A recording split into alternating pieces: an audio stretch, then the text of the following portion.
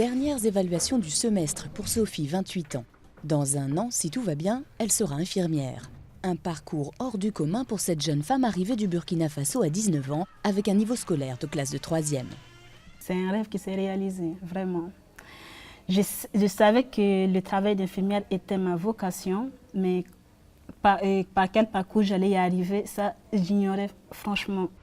Pour devenir infirmière, une seule solution, décrocher le baccalauréat.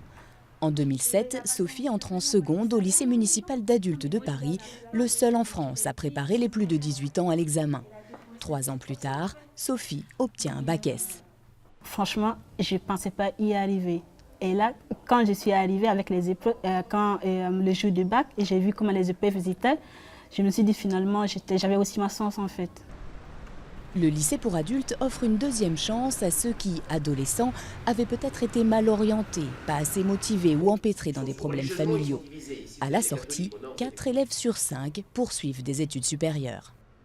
Ils ont une grande solidité intérieure et ils sont plus sereins, je crois, à l'égard de la vie en général. C'est-à-dire que le fait d'avoir eu le bac, ça développe des ressorts qui sont utiles dans le reste de l'existence. Et ça se sent très bien. C'est-à-dire qu'ici, la formation devient souvent transformation. Pour Sophie, ce fut une révélation. Je me suis dit, c'est une nouvelle vie qui commence en fait. C'était la vie d'avant le bac et la vie après le bac en fait. Et donc, j'ai plus confiance en moi, je me dis, voilà.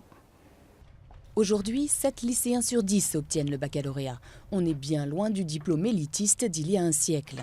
Mais pour Sophie, comme pour la plupart de ses anciens camarades du lycée d'adultes, la valeur du bac est intacte.